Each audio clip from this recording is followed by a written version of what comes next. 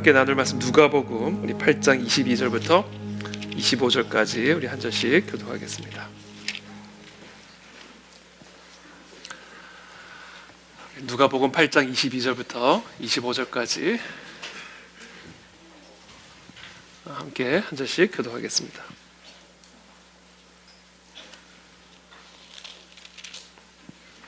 저부터 읽겠습니다. 누가복음 8장 22절부터 25절. 하루는 제자들과 함께 배에 오르사 그들에게 이르시되 호수 저편으로 건너가자 하시매 이에 떠나 행선할 때에 예수께서 잠이 드셨더니 마침 광풍이 호수로 내리침에 배에 물이 가득하게 되어 위태한지라. 제자들이 나와 깨워 이르되 주여 주여 우리가 죽겠나이다 한데 예수께서 잠을 깨사 바람과 물결을 꾸짖으시니 이에 그쳐 잔잔하여지더라. 제자들에게 이르시되 너희 믿음이 어디 있느냐 하시니 그들이 두려워하고 놀랍게 여겨 서로 말하되 그가 누구이기에 바람과 물을 명함에 순종하는가 하더라. 아멘. 네, 오늘 우리 애써 금식 기도에 또 많은 우리 성도님들 오셔서 함께 기도와 말씀에 전념하는 복된 시간 허락해 주신 하나님께 감사드리고 하나님의 특별한 은혜가 우리 가운데 있을 줄을 믿습니다. 아멘. 네, 오늘 첫 주제 말씀입니다. 너희 믿음이 어디 있느냐라는 주제를 가지고 오늘 함께 말씀을 나누겠습니다. 이 말씀을 통해서 우리의 이 말씀에 갈급한 우리 심령의 담비와 같은 성령의 은혜를 베풀어 주시기를 기도합니다. 우리 예수님의 공생의 사역은 그가 자라나신 나사렛의 한 회당에서 선지자 이사야의 글을 읽으면서 이제 본격적으로 시작이 됩니다. 주의 성령이 내게 임하였으니 이는 가난한 자에게 복음을 전하게 하시려고 내게 기름을 부으시고 나를 보내사 포로된 자에게 자유를, 눈먼 자에게 다시 보게 함을 전파하며 눌린 자를 자유롭게 하고 주의 은혜를 전파하게 하려 하심이라. 이 말씀을 듣던 당시 이 이스라엘 백성들이 얼마나 기쁘고 행복했을까 생각이 됩니다. 가난한 자에게 복된 소식을 전해주시고 또 포로된 자에게 자유를 주시고 눈먼 자에게 다시 보게 함을 주시고 눌린 자를 자유롭게 하시는 그 은혜의 해를 전파하게 하려 하십니다. 이게 예수님의 일종의 사명 선언문과 같은 이사야 선지자의 예언의 말씀을 선포하시면서 본격적으로 공생애가 시작이 됩니다. 그리고는 아주 심오한 말씀을 덧붙이십니다. 이 글이 오늘 너희 귀에 응하였느니라. 그리고는 본격적으로 사람들에게 이 글, 즉 하나님의 말씀을 가르치기 시작하셨는데 그 가르침을 듣는 자들마다 예수님의 말씀에 놀라운 권위가 있음을 발견하게 됩니다. 마침 예수님의 가르침을 듣고 있던 회당에 무리 중에 더러운 귀신 들린 사람이 하나 있었는데 그 사람이 예수님의 말씀을 듣더니 갑자기 발작을 일으키면서 소리를 지르기 시작했습니다. 그러자 예수께서 꾸짖어 이르시되 잠잠하고 그 사람에게서 나오라 하시니 귀신이 그 사람을 무리 중에 넘어뜨리고 나오되 그 사람은 상하지 아니한지라. 예수님께 말씀을 하시는 순간 그 말씀을 듣는 그 귀신 들린 자 안에 이 귀신이 발작을 일으키면서 떠나가기 시작한 거예요. 나가라 하니까 그대로 나간 겁니다. 이게 바로 이 글이 너희 귀에 응하였느니라의 의미입니다. 하나님의 말씀이 우리의 귀에 들어오는 순간 그 말씀이 이루어지는 거예요. 그거를 본 겁니다. 저는 오늘 그와 같은 역사가 일어날 줄을 믿습니다. 이런 걸 믿으시기를 축복합니다. 하나님의 말씀이 우리의 귀에 응하였습니다, 여러분. 이게 예수님의 선언입니다. 다 놀라 서로 말하여 이르되 거기서 예수님의 권위를 본 거예요. 말씀을 하시니까 그대로 되는 거예요. 이 어떠한 말씀인고 권위와 능력으로 더러운 귀신을 명함에 나가는도다. 명함에 나가는도다. 이 도대체 어떤 말씀인고 하더라. 이에 예수의 소문이 그 근처 사방에 퍼지니라. 여러분, 이 그리스도의 권위와 능력이 그리스도의 말씀을 통해 나타납니다. 그런데 그리스도의 말씀을 통해 나타난 그 그리스도의 권위와 능력이 어느 정도였는가? 말씀을 하시면 말씀하신 그대로 이루어지는 거예요. 이거를 보고 사람들이 놀란 겁니다. 명함에 나가는도다. 일어나라 하심에 일어나도다. 눈을 뜨라 하심에 눈을 뜨더라. 바로 이와 같은 권위와 능력이 그리스도의 말씀 안에 있음을 사람들이 보게 된 것입니다. 그래서 사방에 있던 소경들, 문둥병자들, 귀신 들린 자들, 가난하고 억눌린 자들이 이 예수님의 말씀을 듣기 위해서 사방에서 모여들기 시작한 것이죠. 이게 바로 그리스도의 말씀, 그 말씀 안에 있는 그리스도의 권위와 능력입니다. 여러분 그것을 기대하는 마음으로 하나님의 말씀 앞에 항상 나가시기를 축복합니다. 요한복음 1장 1절에 보면 이렇게 말합니다. 태초에 말씀이 계시니라. 이 말씀이 하나님과 함께 계셨으니 이 말씀은 곧 하나님이시니라. 이 말씀은 곧 하나님이십니다. 하나님이 곧 말씀이십니다. 그렇기 때문에 여러분들이 하나님의 말씀을 들을 때 여러분들이 그 말씀을 듣는 순간 여러분들의 귀를 통해서 무엇이 여러분 안에 들어가는가? 하나님이 들어가시는 거예요.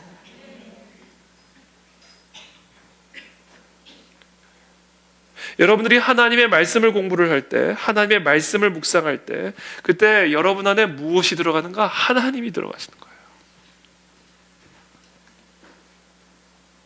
왜냐하면 하나님은 곧 말씀이시기 때문에 그렇습니다. 우리는 이것을 믿어야 돼요. 그래서 우리는 이 말씀을 경배해야 합니다. 말씀 앞에 무릎을 꿇어야 됩니다. 말씀 앞에 두려워 떨어야 됩니다. 그런데 그 하나님의 말씀이 육신의 옷을 입고 우리 가운데 오셨다는 거예요. 그분이 바로 누구세요? 예수 그리스도이십니다. 말씀이 육신이 되어 우리 가운데 거하심에 우리가 그의 영광을 보니 아버지의 독생자의 영광이요 은혜와 진리가 충만하더라. 자, 태초에 말씀이 계셨고 그 말씀이 하나님과 함께 계셨는데 그 말씀이 하나님이세요. 근데 그 말씀이 육신의 옷을 입고 오셔서 우리 가운데 거하시는데 그 안에 하나님 아버지의 독생자의 은혜와 진리가 충만했다. 그러니까 여러분 지금 우리가 복음서에서 쭉 읽고 있는 예수 그리스도께서 온 땅을 두루다니면서 병자들을 치유하실 때 지금 우리는 무엇을 보고 있는 거예요? 말씀이 치유하고 있는 걸 보고 있는 거예요. 그리스도께서 굶주린 수천 명의 군중들을 오병이어로 먹이실 때 우리는 지금 무엇을 보고 있는 거예요? 말씀이 그렇게 하고 있는 걸 보고 있는 겁니다. 예수님께서 죽은 나사로를 다시 일으키실 때 우리는 지금 무엇을 보고 있는 거예요? 살아계신 하나님의 이 말씀이 나사로에 들어가 나사로의 죽은 생명을 일으키시는 것을 보고 있는 거예요. 말씀이 하는 일입니다. 예수 그리스도는 어제나 오늘이나 영원토록 동일하십니다. 풀은 마르고 꽃은 시들어도 하나님의 말씀은 1.1획도 변함없이 영원토록 동일하십니다. 그러므로 저와 여러분들이 영원토록 동일하신 그 예수 그리스도를 오늘 우리의 삶 속에서 동일하게 만나고자 한다면 어떻게 해야 하는가? 어떻게 해야 할까요? 2000년 전 소경들과 문둥병자들이 했던 동일한 그 일, 하나님의 말씀 앞으로 모여드는 거예요. 치유의 은사를 가진 사람이 우리를 치유해 주는 게 아니에요. 말씀이 우리를 치유하시는 겁니다. 금식 그 자체가 우리에게 능력을 주는 게 아니에요. 오직 하나님의 말씀이 우리에게 능력을 주시는 거예요. 그 말씀에게 매달리기 위해서 금식하는 것입니다. 그러므로 하나님을 만나고 싶으시다면 말씀 앞으로 나오셔야 됩니다. 하나님의 능력을 체험하고 싶다면 하나님의 말씀에 날마다 매달리셔야 됩니다. 금식하는 가운데 우리가 하나님을 만나기 위해서, 금식하는 가운데 우리가 하나님의 능력을 체험하기 위해서 우리가 무엇을 어떻게 해야 할까? 사람이 떡으로만 사는 것이 아니요 하나님의 입에서 나오는 말씀으로 사는 것이다 라는 이 믿음의 고백이 우리의 금식 안에 담겨져야만 합니다. 금식의 목적이 굶는 것 그 자체에 있는 것이 아니라 우리의 영혼이 떡으로만 사는 것이 아니라 이 말씀으로 사는 것임을 우리가 기억하고 그 말씀에 집중하여 이 말씀을 배불리 먹을 때 그때 우리의 금식의 능력이 나타나는 금식이 되는 것이죠. 저는 오늘도 하나님 앞에 말씀을 경배하며 하루 종일 금식하며 나가는 가운데 이 말씀의 능력을 체험했습니다. 하나님이 우리가 생각하는 것보다 훨씬 가깝게 계세요. 정말 내가 나를 느끼는 것보다 더 저와 가깝게 계십니다. 그걸 느꼈어요. 하나님이 다 듣고 계시는구나. 하나님이 다 알고 계시는구나. 오늘 아침에 말씀 앞에 가까이 나가면서 하나님께 질문을 드리고 하나님 앞에 응답을 기다리는 가운데 와, 하나님이 어떻게 그렇게 신실하게 제게 말씀을 해주시는지. 하나님을 체험하고 싶으시다면 말씀을 체험하셔야 됩니다. 여러분 평생 결단하십시오. 나는 말씀 앞에서 살리라. 말씀 붙들고 내가 연약해도 말씀 앞에 살리라. 내가 부족해도 말씀 앞에 살리라. 그러면 하나님이 일하십니다. 하나님이 다 일하세요. 내게 능력 주셔서 내가 일하는 거 아니에요. 하나님이 일을 하세요. 내게 지혜 막 주셔가지고 내가 그 지혜 가지고 일하는 게 아니라 경험을 해보니까 하나님이 그냥 다 일을 하시더라고요. 그게 마치 내 능력인 것처럼 나타날 뿐이에요. 하나님이 다 하십니다. 우리가 말씀하고 가까이 하는 게 어떤 문제를 해결하는 거랑 아무런 상관이 없게 느껴지잖아요.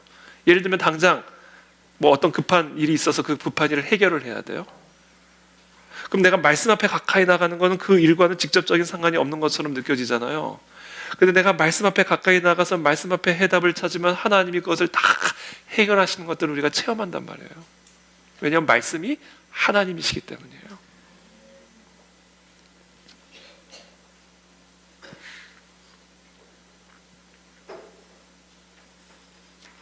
근데 그때 갑자기 예수님께서 비유로 말씀을 하기 시작하십니다.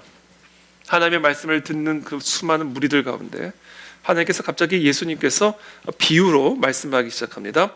씨를 뿌리는 자가 그 씨를 뿌리러 나가서 씨를 뿌리는데 어떤 씨는 길가에 떨어져서 공중의 새들이 다 먹어버렸고, 또 다른 씨는 바위 위에 떨어져서 싹이 났다가 말라 비틀어 버렸고, 또 다른 씨는 가시떨기 속에 떨어졌는데 가시가 그 씨의 기운을 막아버려서 죽어버렸다. 결국 뿌린 씨앗 가운데 일부만 좋은 땅에 떨어져서 100배의 열매를 맺게 되었다라고 하는 비유의 말씀을 예수님이 갑자기 그 말씀을 듣는 청중들에게 설명을 하시기 시작합니다. 그때 제자들이 이 비유의 뜻을 설명해 주실 것을 요청합니다. 그러자 예수님이 다음과 같이 말씀하십니다. 이르시되 하나님 나라의 비밀을 아는 것이 너희에게는 허락되었으나 다른 사람에게는 비유로 하나니 이는 그들로 보아도 보지 못하고 들어도 깨닫지 못하게 하려 함이라.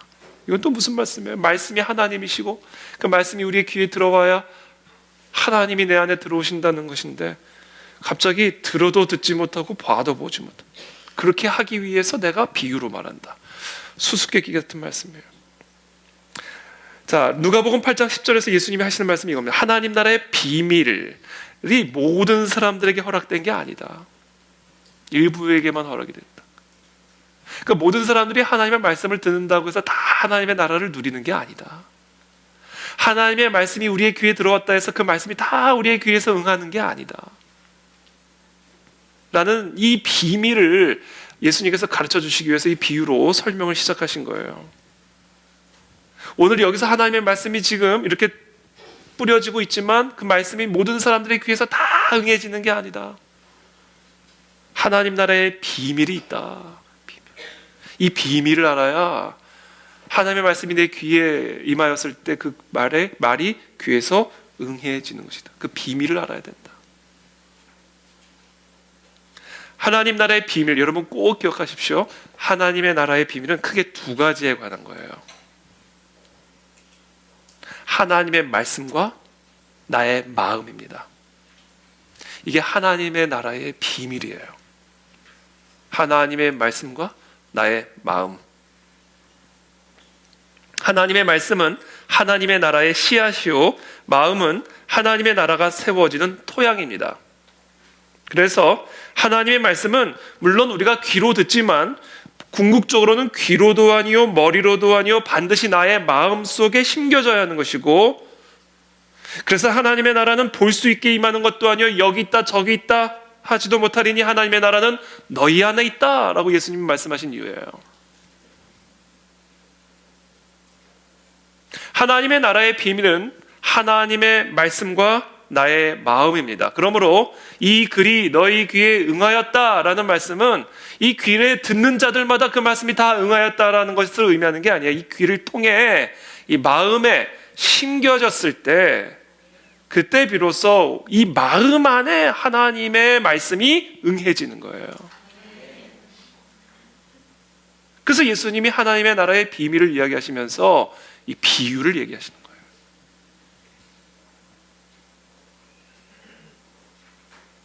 좋은 마음밭과 좋지 않은 마음밭. 잠언 4장 20절부터 23절입니다. 내 아들아, 내 말에 주의하며 내가 말하는 것에 네 귀를 기울이라. 그것을 네 눈에서 떠나게 하지 말며 어떻게 하라? 내 마음속에 지키라.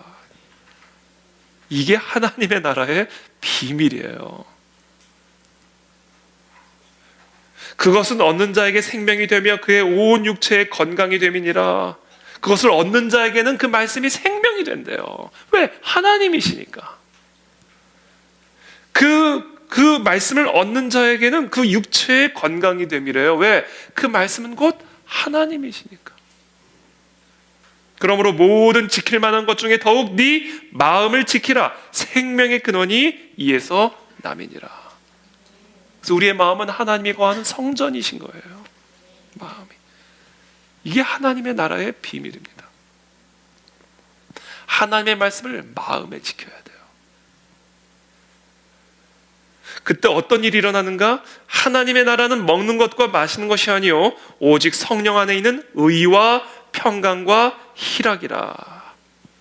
하나님의 말씀이 귀를 통하여 내 마음 가운데 심겨졌을 때, 그때 어떤 현상들이 나타나야 되냐면요, 의와 평강과 희락이 나타난다는 게, 이게 하나님의 나라가 내 마음에 임하였을 때 나타나는 현상이라는 겁니다. 의, 더러움이 사라지는 거예요. 하나님의 말씀이 내 마음에 심겨져서 내 마음에 하나님의 다스리심이 임하게 되면, 하나님의 나라가 통치가 내 마음 가운데 임하게 되면 불의가 사라지게 되고 내 마음 안에 의가 생겨나게 되고, 두 번째, 불안과 염려가 사라지고 평강이 임하게 되고, 슬픔이 사라지고 희락이 임하게 된다는 거예요. 이게 하나님의 나라가 하나님의 말씀의 씨를 통해서 내 마음 가운데 임하였을 때 나타나는 현상이에요. 오늘 이 밤에 우리는 이것을 구해야 됩니다. 금식하면서 이번 5일간 우리가 구해야 할 것은 바로 이거예요. 하나님, 내 마음에 하나님의 나라가 임하게 하여 주시고 의와 평강과 희락이 일어나게 하여 주십시오. 불의가 사라지고 염려와 두려움이 사라지고 모든 슬픔이 다 사라지고 의와 평강과 희락이 내 마음에 충만하게 나타나게 해주십시오. 이게 하나님의 나라가 하나님의 말씀을 통해 우리 가운데 임하였을 때 나타나는 현상이에요. 우리 이걸 구해야 합니다.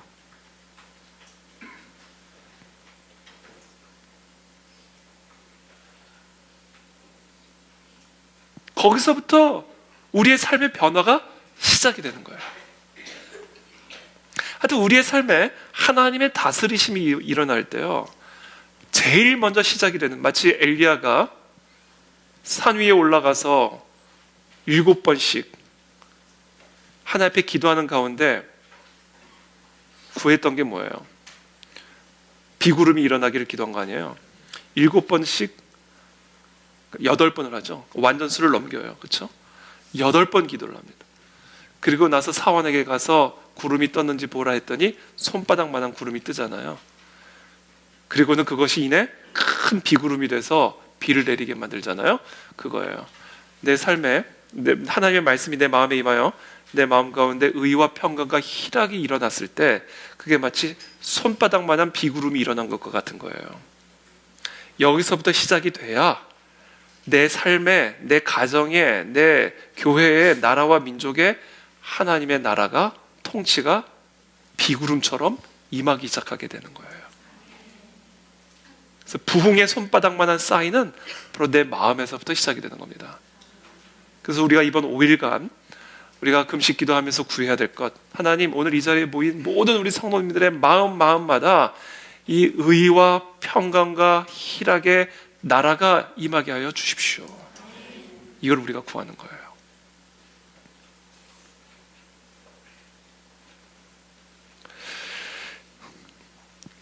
길가와 같은 마음을 가지고 오늘 하나님의 말씀을 듣는다면 절대로 우리의 마음 안엔 의와 평강과 희락의 나라가 임할 수가 없습니다. 하나님의 말씀이 우리의 귀에 응할 수가 없습니다. 자, 길가와 같은 마음에 대한 비유 설명을 들어보겠습니다. 누가복음 8장 11절부터의 말씀입니다. 이 비유는 이러하니라. 씨는 하나님의 말씀이요 길가에 있다는 것은 말씀을 들은 자니 이에 마귀가 가서 그들이 믿어 구원을 얻지 못하게 하려고 말씀을 그 마음에서 빼앗는 것이요. 자, 길가에 있다. 이거 어떤 마음에 말씀을 들은 자, 일단 말씀을 들은 사람이에요. 그러나 말씀을 들었어도 그 말씀을 마음속에 지켜내지 않으면 마귀가 그 말씀을 그냥 빼앗아 구원을 얻지 못한다. 이렇게 예수님이 설명하고 계십니다. 그러므로 믿음이란 무엇인가? 어떤 상황 속에서도 하나님의 이 말씀을 나의 마음에 지켜내는 것, 이게 믿음이에요. 그렇기 때문에 말씀을 귀로 들었다 할지라도 그 말씀을 내 마음속에 지켜내지 않으면 그 사람은 믿음이 없는 사람이에요. 이 말씀은 마음에 심겨져야 돼요. 그래서 우리가 말씀을 귀로 듣고도 마음에 지켜내지 않으면 사탄 마귀가 그 말씀을 다 빼앗아 가버려서 결국 구원을 얻지 못한다. 이게 지금 예수님의 말씀이에요. 마귀에게 말씀을 빼앗긴 사람은 마귀에게 믿음도 빼앗긴 사람이요 구원도 빼앗긴 사람이다. 이게 예수님의 말씀입니다. 그래서 우리는 하나님의 말씀을 들을 때 마음에 지키도록 힘을 써야 된다는 거예요. 그것을 위해서 좋은 방법 중에 하나가 뭐냐면요, 적는 거예요. 여러분, 우리가 말씀을 들으면요, 이거 다 금방 다 날아갑니다. 다 금방 까먹어요. 그래서 우리가 이 말씀을요, 매일매일, 설교도 마찬가지지만 매일매일 하나님이 나에게 주시는 말씀들을 적는 이거는요, 사실은 마음에 새기는 훈련이에요, 이게.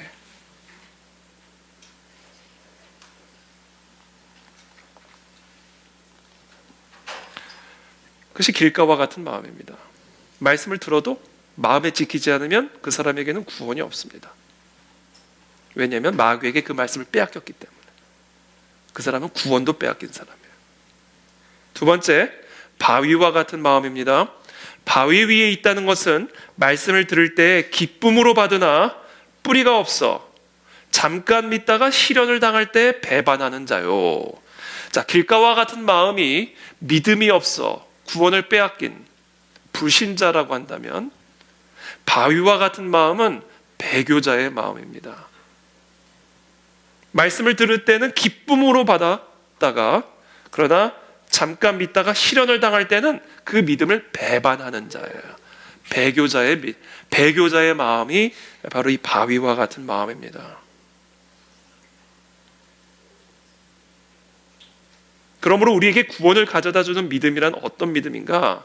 입으로 주여 주여 하는 믿음이 아니라 하나님의 말씀을 마음속에 지켜내되 어떤 시련 앞에서도 이 말씀을 끝까지 내 마음속에 지켜내는 것, 그게 믿음이에요, 여러분. 그리고 그와 같은 믿음을 가진 사람의 마음에 하나님의 나라가 임하게 되는 거예요. 왜요? 아주 단순한 거예요. 하나님의 나라는 내 마음 안에 임하는 거예요. 그러니까 이 말씀이 내 마음에 지켜져야 되는 거예요. 바위와 같은 마음은 듣기는 들었어도 말씀을 마음에 지키지 않기 때문에 마귀가 그냥 다 가져가 버려서 구원도 그냥 뺏겨버리는 불신자의 마음이에요. 바위와 같은 마음은 말씀을 들을 때 기쁨으로 받지만 시련을 당할 때는 그냥 배반하고 마음의 말씀을 지켜내지 않는 사람, 그냥 말씀을 토해내는 사람이에요. 그러니까 하나님의 나라가 그 사람의 마음엔 임할 수가 없는, 그 사람에겐 구원이 없는 거예요.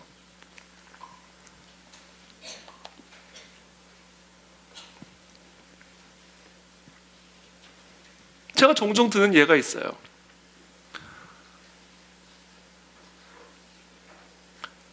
스님이었는데 타고나길 스님은 아니지, 불교 집안에서 태어났는데, 불교 집안에서 태어나가지고 10살 때 그 뭐라 그래요, 그거를 하여튼 절에 가가지고 스님이 됐어요. 네? 그리고 나서 나중에 15살에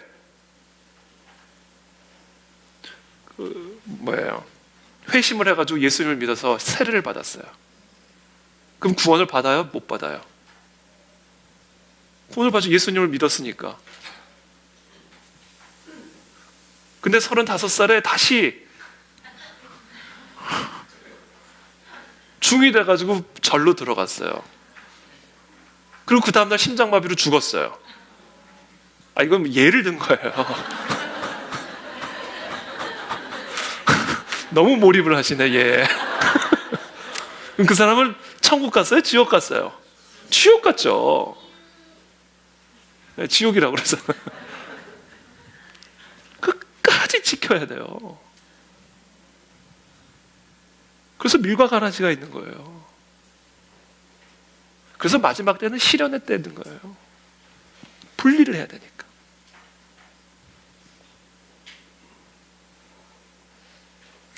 그렇기 때문에 저와 여러분들의 믿음이 이게 진짜 믿음인지 가짜 믿음인지, 내가 진짜 믿는 사람인지 가짜로 믿는 사람인지를 뭘로 확인할 수 있는가? 그걸 확인하려면요, 그 사람을 삶의 실현 한가운데 넣어봐야 돼요. 삶의 폭풍우 가운데 한번 넣어봐야 돼요. 믿음의 실현 가운데 한번 넣어봐야 돼요. 그 속에서도 말씀을, 하나님의 말씀을 하나님으로 믿고 내 마음에 지켜내는가, 아니면 그냥 토해내버리는가, 그걸 봐야 돼요. 그래서 마지막 때는 환란의 때인 거예요. 모르는 거예요. 왜냐하면 하나님의 말씀이 내 마음 가운데 심겨져야 마음에서 하나님의 나라가 임하는 건데, 시련이 와서 토해내버리면 그냥 다, 약을 먹었어요. 이 약을 먹고 그냥 다 토해내버렸어요. 그럼 약 효과 있어요? 없어요? 없어요. 이거는 매우 진지한 얘기입니다. 지금 삶의 폭풍우를 통과하고 계시는 분들이 혹시 계십니까?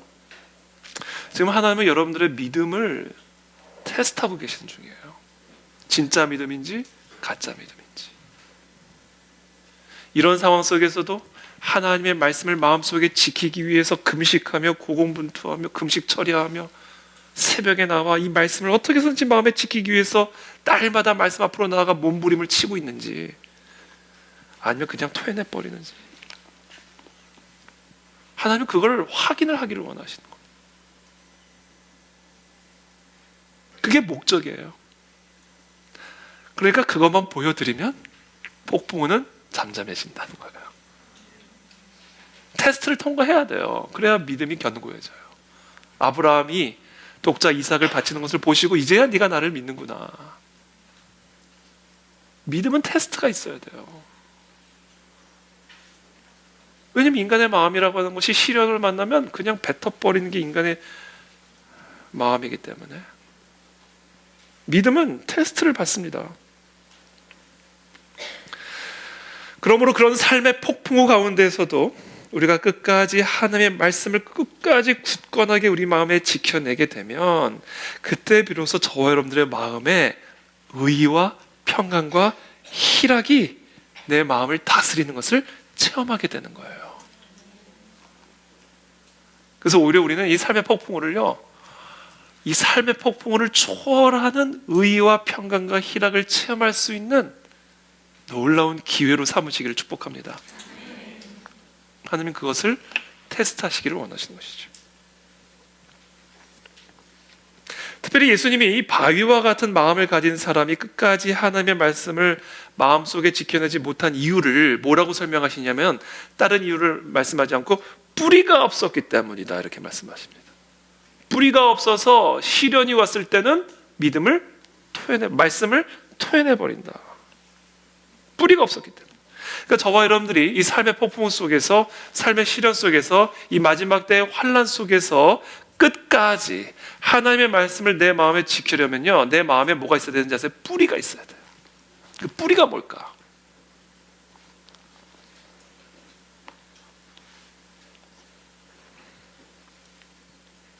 마태복음 10장 28절입니다. 몸은 죽여도 영혼은 능히 죽이지 못하는 자들을 두려워하지 말고 오직 몸과 영혼을 능히 지옥에 멸할 수 있는 자를 이를 두려워하라. 자, 두려워해야 할 분을 두려워하고 두려워하지 않아도 될 것을 두려워하지 않을 수 있는 이와 같은 마음의 뿌리, 이런 마음의 뿌리가 없으면요, 우리가 끝까지 이 말씀을 마음속에 지킬 수가 없습니다. 그렇다면 이 마음의 뿌리, 이 마음의 힘, 어떤 상황 속에서도, 어떤 시련과 환난 속에서도 하나님의 말씀을 내 마음에 지켜낼 수 있는 힘, 목에 칼이 들어오더라도 하나님의 말씀을 내 마음에 지켜낼 수 있는 그 힘, 내 마음의 그 의와 평강과 희락이 끊어지지 않을 수 있는 그 힘, 그 뿌리가 어디에 있는가? 하나님과의 친밀한 교제를 누리는 습관에 있어요. 이게 뿌리예요.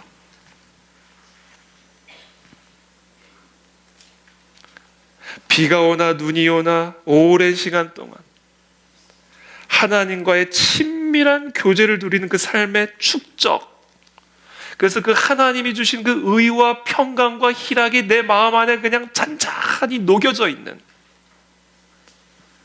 축적된 하나님과의 친밀한 교제, 내 영혼 세포 구석구석 축적된 의와 평강과 희락의 다스림, 그게 내 감각을 완전히 다스리고 있을 때, 그때 우리가 견고한 뿌리를 가지고 어떤 시련과 환난 앞에서도 하나님의 말씀을 내 마음에 지켜낼 수가 있는 거예요. 왜? 우리가 말씀을 토해내는 게요, 시련이 오면 말씀을 토해내는 게 이게 불안해서 토해내는 거거든요. 살고 싶어서, 두려워가지고 토해내는 거거든요. 아프고 슬프니까 토해내는 거라고요. 그러나 우리가 이 하나님의 나라에서 누리는 의와 평강과 희락의 맛을 오랜 시간 동안 축적되게 누려온다면, 비록 당장은 슬프지만 그 슬픔을 이길 수 있는 마음의 힘이 내 안에 있단 말이에요. 당장은 좀 무섭지만, 왜 안 무섭겠어요? 그러나 그 무서움을 이겨낼 수 있는 마음의 힘이 있단 말이에요. 그 마음의 힘이 이 두려움을 몰아낼 수가 있는 거예요. 그리고 말씀을 지켜내게 되는 거예요. 이게 없는 거예요. 이게 없는 거예요. 그래서 제가 항상 가져가는 게, 축적된 하나님과의 친밀한 교제가 없으면 배교한다.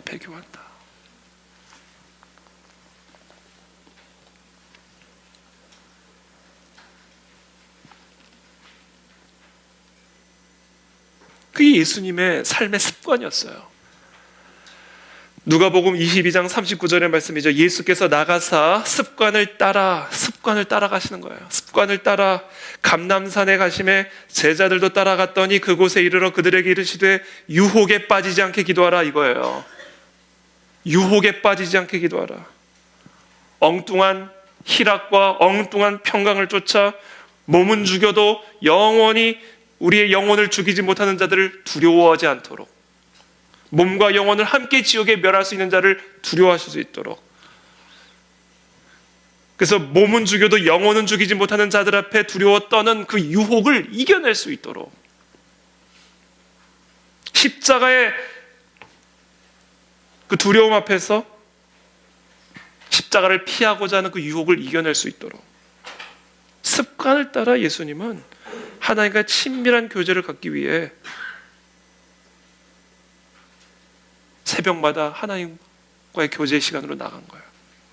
예수님이 십자가에 못 박히시기 전에도 습관을 따라 감람산에 가심에 제자들도 따라갔더니 그곳에 이르러 그들에게 이르시되 유혹에 빠지지 않게 기도하라 하시고, 그들을 떠나 돌 던진 만큼 무릎을 꿇고 기도하여 이르시되 아버지여, 만일 아버지의 뜻이거든 이 잔을 내게서 옮기시옵소서. 그러나 내 원대로 마시옵고 아버지의 원대로 되기를 원하나이다 하시니 천사가 하늘로부터 예수께 나타나 힘을 더하더라.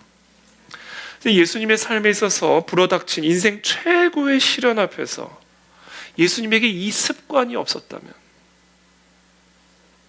어떻게 됐었을까? 인생에 닥친 최고의 시련 앞에서 우리에게 이런 습관이 없다면 우리는 어떻게 될까?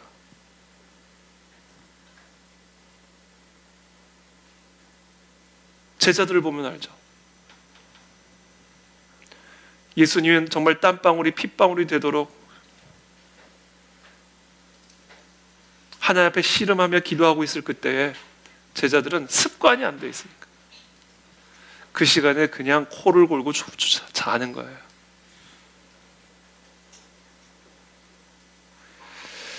이 습관이 우리 가운데 있어야 됩니다, 여러분. 오늘 여러분들의 습관을 한번 점검해 보시게 되기를 바랍니다. 이 금식도 습관이에요. 거룩한 습관입니다. 새벽 기도회도 습관이에요. 금요 철야 기도에 나오는 것 습관. 기도와 말씀의 삶은 이건 습관을 따라가야 되는 거예요. 이와 같은 습관들이 저와 여러분들의 삶에 형성이 돼 있지 않으면 저와 여러분들의 삶에 인생 최고의 시련이 불어닥쳤을 때 말씀 못 지켜냅니다. 예수님도 이렇게 하셨는데 하나님의 말씀 내 마음에 못 지켜내요. 그냥 떨어져 나갑니다. 의와 평강과 희락이 내 안에 존재하지 않기 때문에 인생 최악의 시련을 만나게 되면 그냥 말씀 다 토합니다. 그래서 저는 사실 이렇게 막 강제적으로 막 이렇게 뭐 하자 이런 거 잘 안 하는 스타일인데 새벽 기도회도 그렇고 이거는 우리가 이거는 진짜 영적 생명을 위해서 좀 강하게 모닝콜을 해야 되나? 그래서 이번에 조금 강하게 이번에는 우리 그 순장님들하고 우리 목양선교위원들에게는 금식 일정 딱 정해서 제출하도록 그렇게 제가 말씀을 드렸거든요. 이렇게라도 하는 게 습관이 형성이 돼야 돼요. 좀 새벽 기도에도 좀 어떻게 좀 뭔가 좀 해야 되나? 약간 그런 생각이 들어요. 안 그러면 여러분 인생 최고의 시련 불어닥쳤을 때 베드로처럼 잡니다. 토해내고 말아버려요.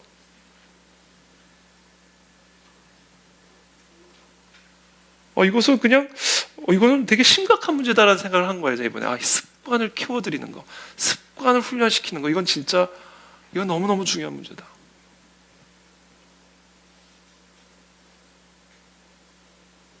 예수님이 습관을 따라 기도하신 사실보다 더 중요한 게 있는데 그게 뭔지 아세요? 습관적으로 하신 기도의 내용이 더 중요해요. 내 원대로 마시옵고 아버지의 원대로 되기를 원하나이다. 하나님과의 친밀한 교제 속에서 축적이 되어온 예수님의 기도의 내용은요, 다른 게 아니에요. 나의 뜻대로 마시고 아버지의 뜻대로 되기를 원합니다.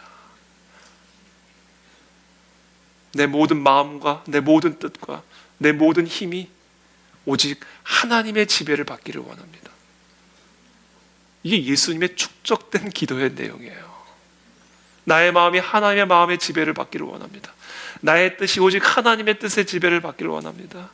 나의 힘이 오직 하나님의 힘의 지배를 받기를 원합니다. 이게 예수님이 날마다 하나님과의 친밀한 교제 속에서 습관적으로 드렸던 기도예요. 이 밤도 3번 연거푸 그 기도만 하십니다. 그때 어떤 일이 일어나요? 천사가 하늘로부터 예수께 나타나 힘을 더하더라. 그때 신비한 힘이 들어오는 거예요. 이게 의와 평강과 희락이에요. 하나님의 나라가 예수님의 마음에 임한 거예요. 그리고 일어나 가자. 나를 잡으러 오는 사람들에게 가자. 그러시는 거예요. 이 힘을 받지 않으면요, 우리는 이 마지막 때 우리의 믿음 때문에 당하는 환난 못 이깁니다. 사람의 힘으로 최대한 할 수 있는 걸 베드로가 보여준 거예요. 사람의 힘으로 최대한 할 수 있는 걸 베드로가 보여줬다고, 베드로의 실패가. 그래서 우리가 정말 이 예수님처럼 습관을 따라 하나님과의 친밀한 교제 가운데 나의 마음과 뜻과 힘이 오직 하나님의 마음과 뜻과 힘의 지배를 받기를 원합니다. 나의 뜻대로 마시옵고 아버지의 뜻대로 이루어지기를 원하나이다. 그렇게 간절하게 기도하는 내용의 축적이 우리의 삶에 이루어져야 하늘로부터 주어지는 힘이 내 안에 들어와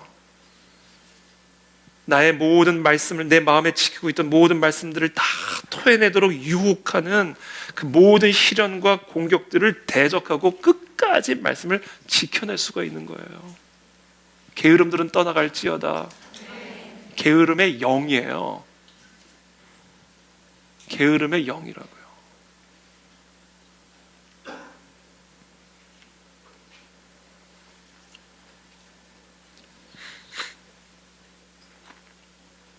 베드로와 제자들은 바로 이 뿌리가 너무 연약했던 거예요. 그래서 그들의 삶에 배교의 유혹이 불어닥쳤을 때 그들은 하나님의 말씀을 끝까지 자신들의 마음속에 지켜낼 수 있는 영적 힘을 하늘로부터 공급받지 못한 겁니다. 이게 바로 바위와 같은 마음입니다. 저는 우리들이 혹시 이 바위와 같은 마음을 갖고 신앙생활을 하고 있지는 않은지 점검해 볼 필요가 있다고 저는 생각합니다. 거룩한 습관들이 이루어지기를 축복합니다. 세 번째, 가시떨기와 같은 마음입니다. 누가복음 8장 14절의 말씀이죠. 가시떨기에 떨어졌다는 것은 말씀을 들은 자이나 지내는 중 이생의 염려와 재물과 향락에 기운이 막혀 온전히 결실하지 못하는 자요. 다 말씀을 들은 자들이에요. 바위나 길이나 가시떨기나 다 말씀을 들은 자들이에요. 그러나 이생의 염려와 재물과 향락에 그 말씀의 기운이 막혀가지고 결국에는 결실을 하지 못하게 사산이 되는 거예요. 마음에 말씀이 심겨졌어요. 그러나 그 마음 안에 있었던 이생의 염려와 재물과 향락이 그 말씀의 생기를 막아버려가지고 사산된 거예요. 마음속에서. 그래서 하나님의 의와 희락과 평강의 나라가 그 마음속에 임하지를 못하는 겁니다. 하나님의 나라에 못 들어간다는 얘기예요.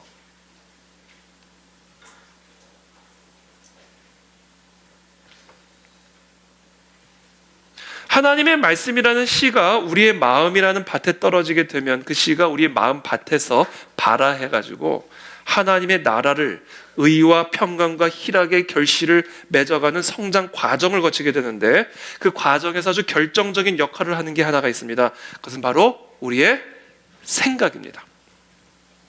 말씀과 마음을 씨와 밭에 비유한다면 생각은 물과 비료입니다.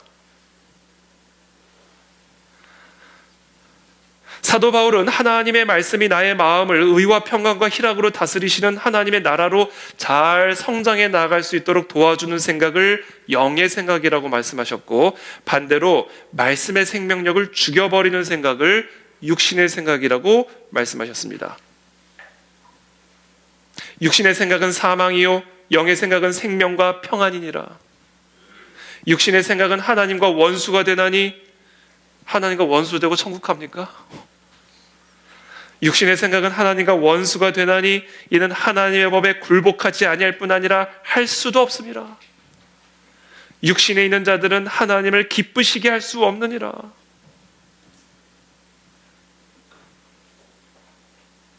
여러분, 모든 사람들의 마음속에는요, 태생적으로 세상적인 염려와 재물과 향락에 대한 갈망이 기본적으로 우리의 마음속에 심겨져 있습니다. 이게 원죄, 타락한 본성이에요. 기본적으로 우리의 마음밭에 이와 같은 재물과 염려와 향락에 대한 세상적인 염려와 재물과 향락에 대한 갈망이 기본적으로 심겨져 있어요. 그렇기 때문에 우리의 마음에 아무리 많은 하나님의 말씀을 뿌려놓아도 그 마음속에 이미 심겨져 있는 육신의 씨들을 먼저 뽑아내지 않으면 그것들이 결국에는 말씀의 기운을 막아서 그 말씀을 마음속에서 그냥 사산시켜버리는 거예요. 그렇기 때문에 우리는 하나님의 말씀을 들으면서 이 마음속에 그 말씀이 잘 지켜지는 것뿐만 아니라 이미 내 마음밭 안에 심겨진 이 가시떨기를 뽑아내는 일을 동시에 병행해야 됩니다. 그렇지 않으면 이 가시떨기가 마음속에 내가 잘 지키고 있는 말씀의 기운을 막아버려서 그냥 사산시켜버리는 거예요. 그러면 어떻게 하면 내 마음속에 이미 심겨진 그 가시떨기들을 죽여버릴 수 있을까? 뽑아내버릴 수 있을까? 생각의 싸움에서 이겨야 돼요. 육의 생각하게 만드는 거거든요. 내 마음속에 심겨진 이 가시떨기가 끊임없이 나의 생각으로 하면 육의 생각을 하게 하는 거예요. 세상 염려 생각, 재물과 향락에 대한 생각을 계속 추구하게 만드는 거예요. 그 생각 갖고 있으면 말씀이 들어가도 마음에 지켜내도 죽어버려요. 말씀. 그렇기 때문에 우리가 하나님의 말씀을 마음에 지켜내기 위해서, 그리고 그 말씀이 살아 성장하여 의와 평안과 희락의 나라가 내 마음 가운데 임하게 하기 위해서는 말씀을 지키는 것뿐만 아니라 거룩한 습관뿐만 아니라 날마다 이 생각의 싸움에서 육의 생각을 죽이는 습관들을 키워가야 돼요. 그래서 제가 잘하는 거 있어요. 떠나가라. 제가 습관적으로 떠나갈지어다. 예수 그리스도를 믿으면 떠나갈지어다. 이게 제가 계속 제 안에서 생각과의 싸움에서 싸우는 거예요.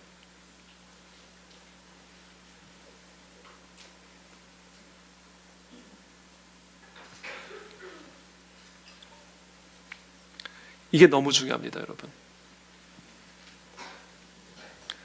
그래서 제가 지금 여러분, 저와 여러분들이 구원을 얻게 하는 믿음을 갖기 위해서 하나님의 나라의 비밀을 지금 예수님이 말씀해 주셨는데, 여러분 잘 새겨 들으셔야 이거 우리의 구원과 관련된 문제입니다.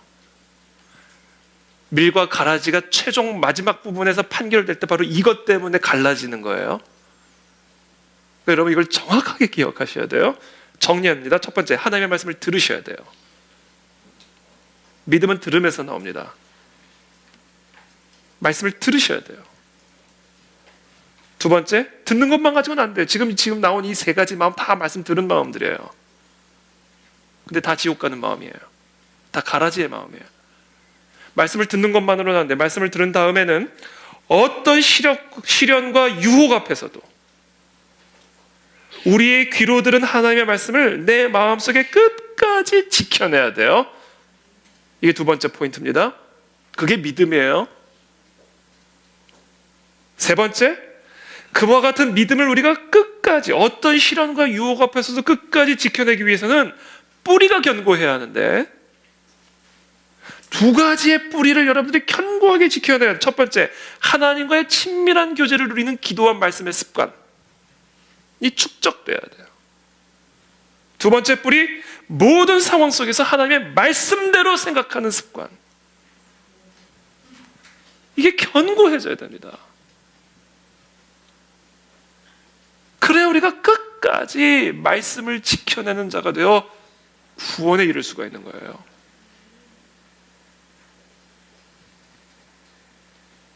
그래서 예수님이 좋은 땅에 있다는 것은 누가복음 8장 15절에서 이렇게 말씀하세요. 좋은 땅에 있다는 것은 착하고 좋은 마음으로 말씀을 어떻게 해요? 듣고, 두 번째, 지키어. 어떻게? 인내로. 어떻게 인내해요? 기도와 말씀에 축적된 습관으로 인내할 수 있는 것이고, 모든 상황 속에서 육의 생각을 제거하고 하나님의 말씀대로 생각함으로 인내할 수가 있는 거예요. 이게 믿음이고, 이 믿음을 끝까지 우리가 지켜내야 내 마음에 하나님의 나라가 임하고 의와 평강과 희락의 나라로 들어가게 되는 거예요. 하나님의 나라의 비밀이 바로 여기에 있는 거예요. 시크릿. 여러분, 제가 수년 전에 론다 번이라는 사람이 쓴 시크릿이라는 책 혹시 아세요? 완전 사이비 자기계발서. 생각이 현실이 된다. 그 시크릿이 얼마나 많이 팔렸다고요. 크리스천들도 심지어 그걸 읽고 은혜 받은 사람들이 있어요. 하나님의 나라의 시크릿이에요. 이게 진짜 시크릿입니다. 그건 사입이고, 진짜 우리가 하나님의 의와 평강과 희락의 나라를 체험할 수 있는 시크릿이 오늘 바로 이 하나님의 나라의 비밀 안에 담겨져 있어요. 예수님이 말씀하신 이 비유 안에 담겨져 있는 거예요. 예수님께서 이와 같은 하나님 나라의 비밀을 제자들에게 설명해주고 계시는데, 그때 마침 예수님의 어머니와 동생들이 예수님을 만나기 위해 찾아왔어요. 그러나 너무나 많은 무리들이 예수님의 가르침을 듣기 위해 모여 있었기 때문에 예수님의 어머니와 동생들이 예수님 가까이 갈 수가 전혀 없었습니다. 그래서 한 사람이 예수님에게, 예수님, 지금 형제들과 어머니가 왔습니다. 그때 그 말을 들은 예수님께서 충격적인 얘기를 하세요. 누가복음 8장 21절에 예수께서 대답하여 이르시되 내 어머니와 내 동생들은 곧 하나님의 말씀을 듣고 행하는 이 사람들이라 하시니라. 자, 예수님의 말씀대로라면 지금 예수님의 어머니와 동생들은 예수님의 진정한 가족이 아닌 거예요. 그렇죠? 마태의 기록을 보면 조금 더 실감이 납니다. 누가 내 어머니이며 내 동생들이냐 하시고 손을 내밀어 제자들을 가리켜 이르시되 나의 어머니와 나의 동생들을 보라. 누구든지 하늘에 계신 내 아버지의 뜻대로 하는 자가 내 형제요 자매요 어머니니라 하시더라. 우리가 결국은 하나가 더 남은 거예요. 하나님의 말씀을 듣고 말씀을 마음에 지키고 예수님 하나님과의 친밀한 교제 습관과 말씀대로 생각하는 이 인내와 더불어 그대로 행해야 돼요.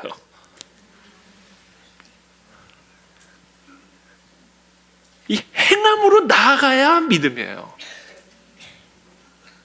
근데 이 행함으로 나가지 못하는 이유가 말씀을 들어도 말씀을 마음에 지키지 않고 그 말씀을 지켜낼 만한 인내가 내 안에 축적이 되어 있지 않으니까 그게 행동으로 전혀 나갈 수가 없는 거예요. 그러니까 행하라만 말해가지고는 안 돼요. 말씀을 듣고 마음에 그 말씀을 끝까지 지켜낼 수 있는 하나님과의 친밀한 교제의 습관과 말씀대로 생각하는 습관이 내 안에 철저하게 뿌리 내려져 있지 않으면 절대로 내 본성을 거스르며 행동 못합니다. 그래서 행함이 없는 믿음은 죽은 믿음이라는 게 행함을 보면 그 첫 번째 세 가지가 다 죽어 있다는 것을 판명하기 때문에 그래요. 이건 너무너무 중요한 얘기예요.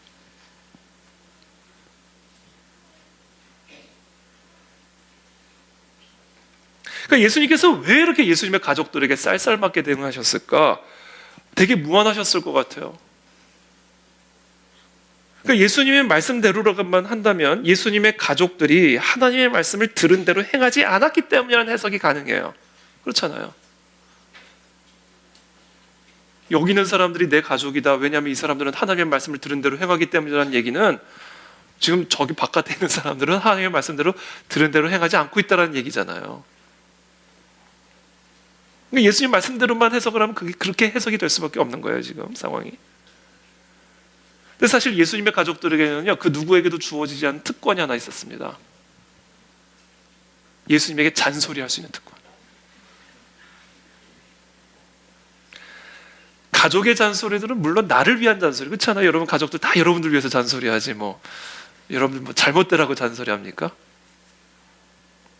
그러나 나를 위해서 하는 잔소리를 할지라도 그게 가족들이기 때문에 가족의 잔소리 안에는 하나님의 뜻을 거스르는 인간적인 조언들이 있을 수가 있어요. 얘 예수야.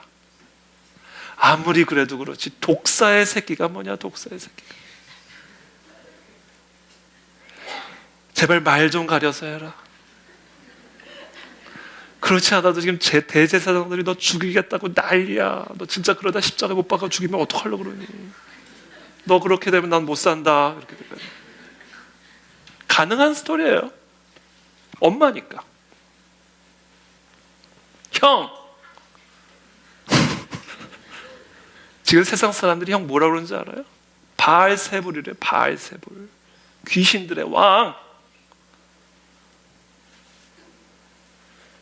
지금 형 때문에 소개팅이 안 들어와요. 형 때문에 우리 혼사길 다 막히게 생겼어요. 아니, 충분히 가능한 스토리라고. 이게 가족이기 때문에. 사람의 원수가 자기 집안 식구리라.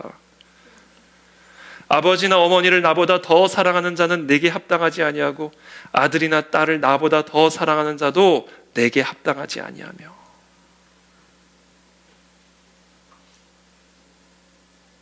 그러니까 모든 상황 속에서 하나님의 말씀대로 생각하고 그 말씀대로 지켜 행할 때 그때 우리는 하나님의 말씀을 끝까지 지켜낼 수가 있게 되는 거예요. 그래서 제가 5가지 여러분들에게 말씀드리겠습니다.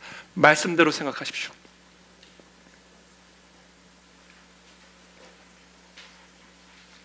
말씀대로 생각하셔야 돼요. 잠언 4장 20절부터 23절 제가 다시 읽어드립니다. 내 아들아 내 말에 주의하며 내가 말하는 것에 내 귀를 기울이라. 그것을 네 눈에서 떠나게 하지 말며 네 마음속에 지키라. 그것은 얻는 자에게 생명이 되며 그의 온 육체에 건강이 됨이니라. 모든 지킬 만한 것 중에 더욱 네 마음을 지키라. 생명의 근원이 이에서 남이니라. 이게 무슨 얘기예요? 말씀대로 생각하라는 거예요. 생각은요 마음으로 말하는 거예요. 계속 마음으로 말하는 겁니다. 마음에 지키기 위해서 말씀을 계속 마음으로 말하라는 거예요. 그게 생각이에요. 말씀대로 생각하셔야 돼요. 두 번째, 그 다음에 뭐라고 얘기해요? 구부러진 말을 네 입에서 버리며 비뚤어진 말을 네 입술에서 멀리하라. 자, 말씀대로 말하셔야 돼요. 자, 마음으로 계속해서 말씀으로 말하고, 두 번째, 입으로 말씀대로 말하셔야 돼요. 계속. 그리고 계속해서 이야기합니다. 네 눈은 바로 보며 내 눈꺼풀은 네 앞을 곧게 살펴 내 발이 행할 길을 평탄하게 하며 내 모든 길을 든든히 하라. 뭐예요? 말씀대로 봐라 얘기해요. 말씀대로 봐라. 네 눈은 바로 봐라. 어떻게 바로 봐요? 말씀대로 보는 거예요. 이미 이루어진 것으로 보는 거예요.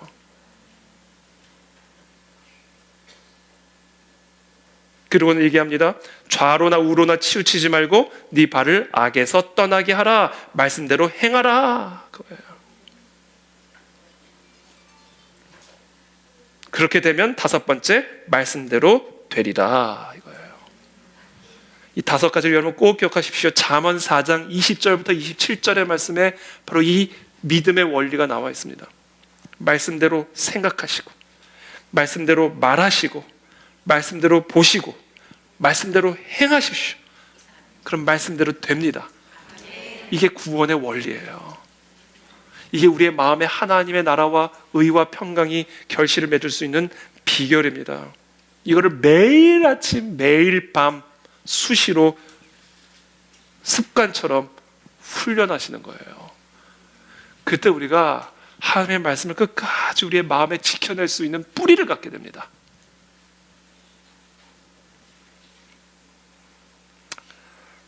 다섯 가지 한번 다 같이 한번 외우고 넘어갈게요. 시작.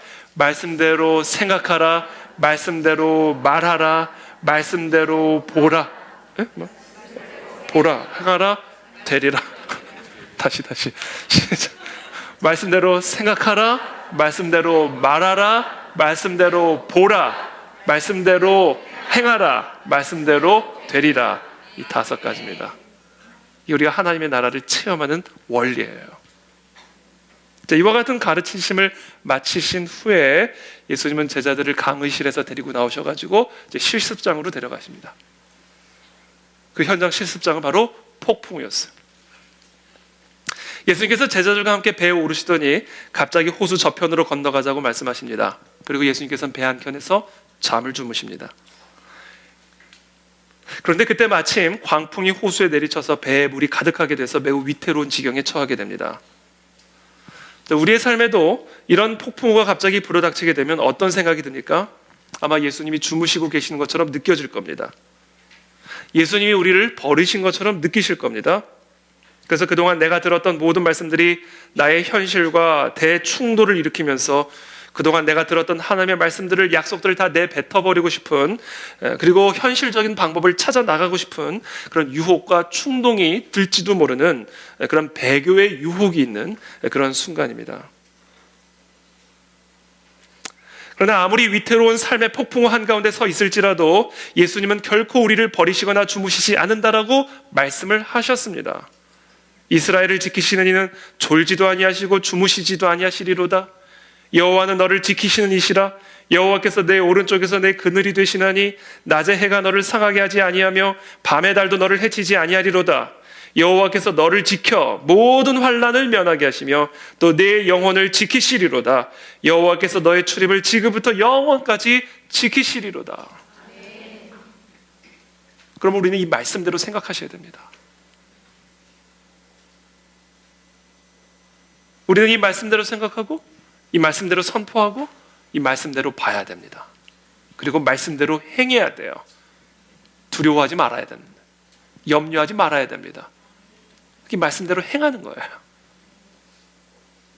그러나 제자들은 그 하나님의 말씀을 이 폭풍우 속에서 끝까지 마음속에 지켜내는데 실패했어요. 그러면 예수님을 막 깨웁니다. 그러자 예수님께서 잠을 깨사 바람과 물결을 꾸짖으시니 이에 그쳐 잔잔하여 지더라. 이렇게 기록을 하고 있습니다. 예수님은 책망하시죠.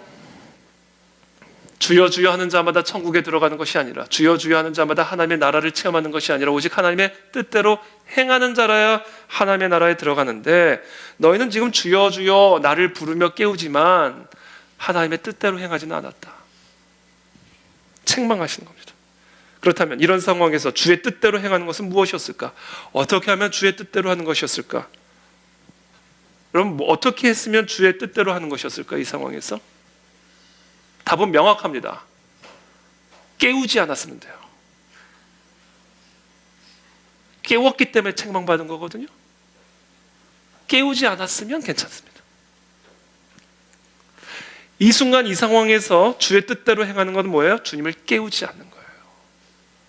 왜? 주님이 계시니까. 육신으로 오신 말씀이 계시니까. 육신으로 오신 그 하나님의 말씀이 나와 한 배를 타고 있는 것만으로 우리는 풍랑이 잠잠해지고 있는 것을 봐야 되고, 그것을 선포해야 되고, 모든 염려와 두려움을 잠재워야 되는 겁니다. 그러나 삶의 시련이 갑자기 불어닥치자 제자들은 하나님의 말씀을 그렇게 들어놓고도, 하나님의 약속을 그렇게 알고도 말씀만으로는 부족하다고 여긴 거예요. 왜냐하면 지금 현실은 자신이 탄 배가 물에 잠겨 서서히 가라앉고 있는 상황이었기 때문에 이 상황에서는 뭔가 해야 된다. 말씀이 함께하는 것만으로는 부족하다. 말씀을 못 지킨 거예요, 마음속에. 이 말씀이 내 마음에 깊이 심겨져서 의와 평강과 희락이 열매 맺도록 끝까지 지켜내지를 못하고 내 뱉어버린 거예요. 그리고 예수님 깨운 겁니다.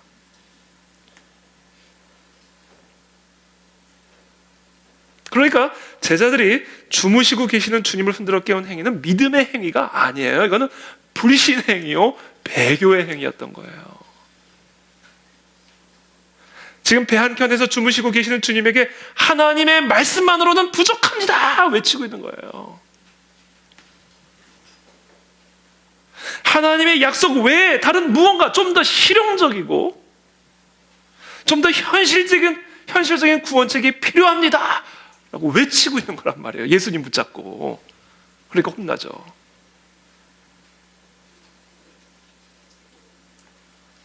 그래서 예수님이 제자들에게 질문하신 거예요. 너희의 믿음이 어디 있느냐?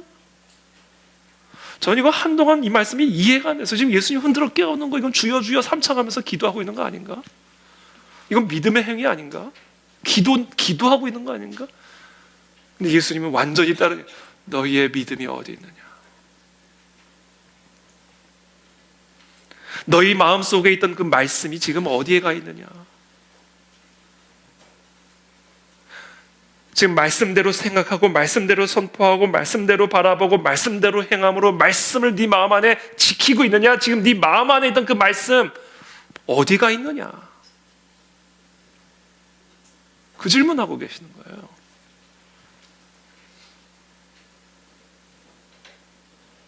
이게 오늘 저와 여러분들에게 질문하고 계시는 예수님의 질문입니다. 말씀으로 충분합니다, 여러분. 말씀이면 답니다. 그러니까 우리는 모든 힘을 다해 말씀 앞에 나가야 돼요. 말씀은 하나님이시기 때문에. 그 말씀만으로도 부족하다라고 느끼는 것 때문에 지금 책망받는 거예요.